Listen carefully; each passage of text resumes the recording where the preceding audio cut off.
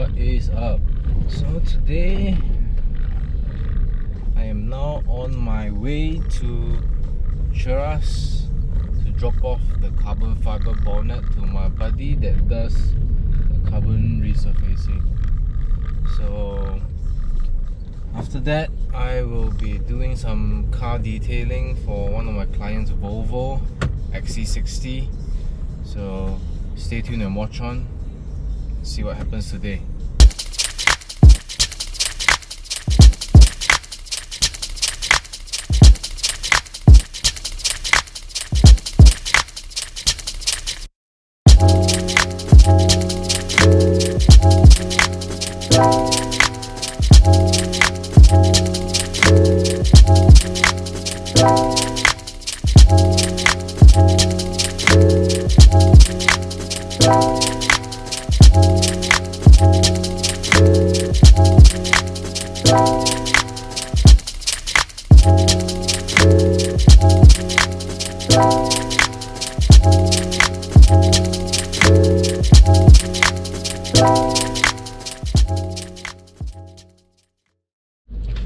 So I have sent in my carbon fiber bonnet to the specialist to get resurfaced.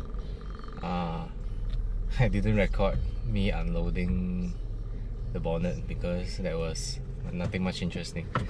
So I will be heading home now to start work with detailing a Volvo XC60, a full detail correction, and then also a paint coating application.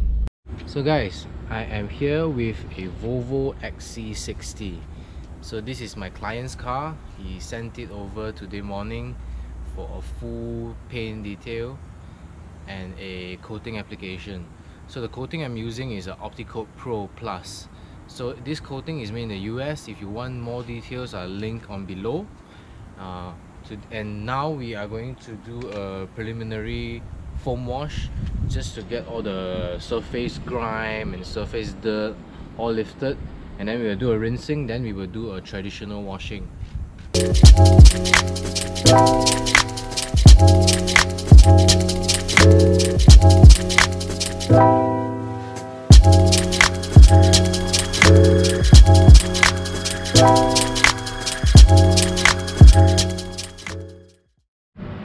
So guys, we have just finished the washing and the drying, and we just did a rough inspection on the paint condition of the car, and here is what we found out. So on the front bonnet, right about here, there is actually some light scratches around here.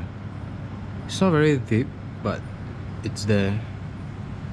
I think you could probably see the damage just on the left side of the light. And then on this section there are some pretty light swirls. I wouldn't say it's severe, but it's there. And on this area, you can see it's very visible that you can see the scratches. Even here, yeah. These are probably during handling of the car in the dealership. And also what we call is hologram damage. Okay, you look at this surface, this part of the bumper. The light shines directly back to me, but once you come to this panel, you can see there is a lot of lines flying around. This is what we call hologram. So from my 10 years of detailing, usually dealerships tend to do a lot of extra polishing for the clients, just to impress them during the delivery of the car. But then they try to stinge on it and give it to a sub detailer, which is a sub add-on kind of job for dealership to save costs, which usually in most scenarios that this happen, it will create this type of scratches and holograms. So because all these cheap polishes are not really professional, most of them will create this type of damages instead of giving the car a good polish. In fact, if they did not do any polish and just hand wax, this problem might not even occur. So stay tuned and watch how I fix this type of damages. So guys, in a situation like this, the first approach, of course, my style would be the mildest approach that we can do on paint. So I am using Manzana 2400 medium cut polish with a combination of the Rupees white foam pad. So this combination is not really the lightest, but it has a certain level of cutting power. Just 3 little dabs just to do a test spot. This is a Rupees Bigfoot LH21 Mark 1. So there's a problem with this machine, and which is we shouldn't change the speed on the go. Reason being, the speed controller on this unit is not really durable for changing the speed on the go. I myself have changed the speed control unit twice, and every time it's about 400 ringgit. So just to prevent any future damage, I usually spread the polish in dabs instead of using the polisher to spread the polish. So here goes.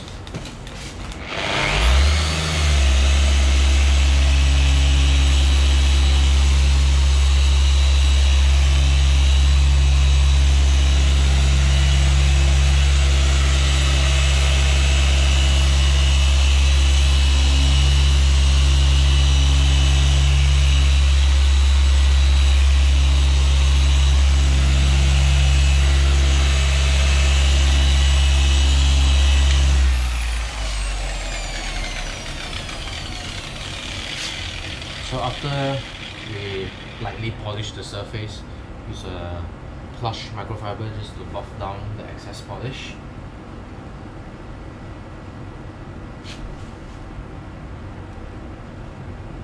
Basically, we are guiding the cloth instead of applying any pressure.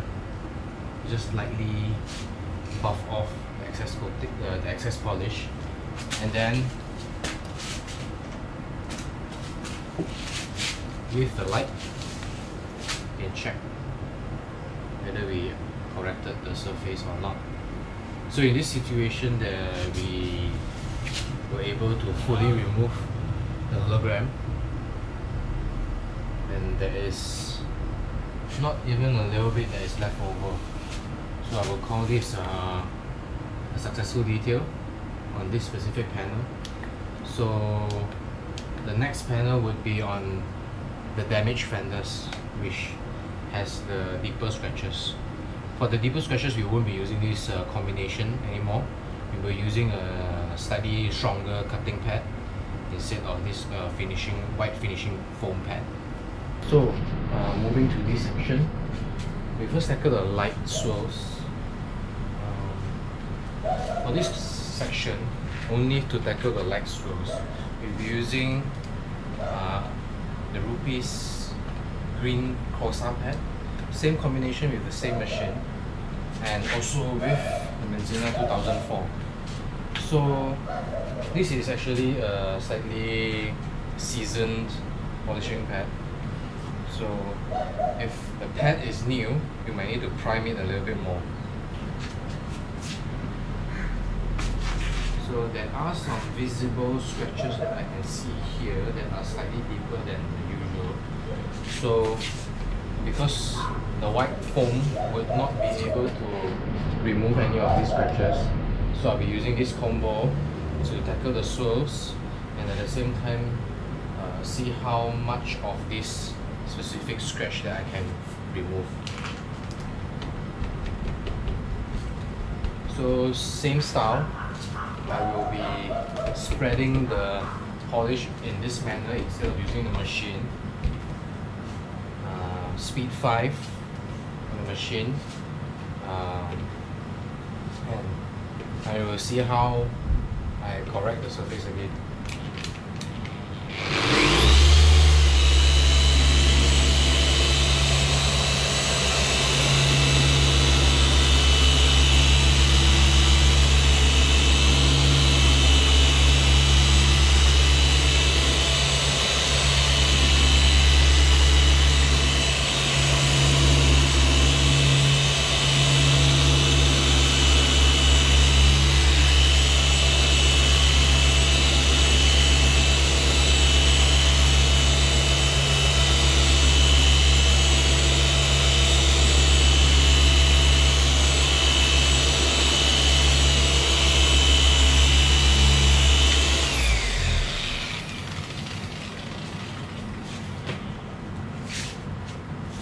So again, with the plush rubber towel, slightly guide the cloth to buff off any excess to prevent the polish from kicking up on the paint. That would be a pain in the ass to remove. So after polishing, we inspect the surface with the light.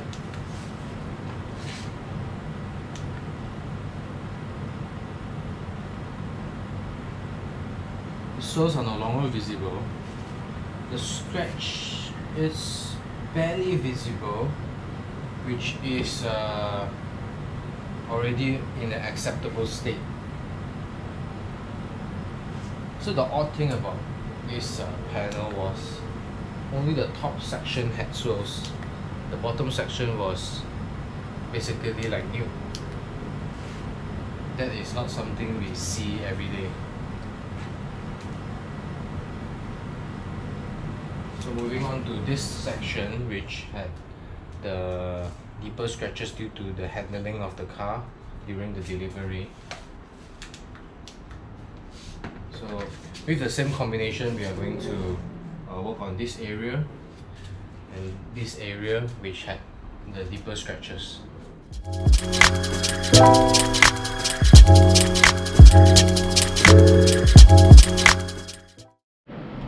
So guys, after a few hours, I have completed the polish, removing most of the damage.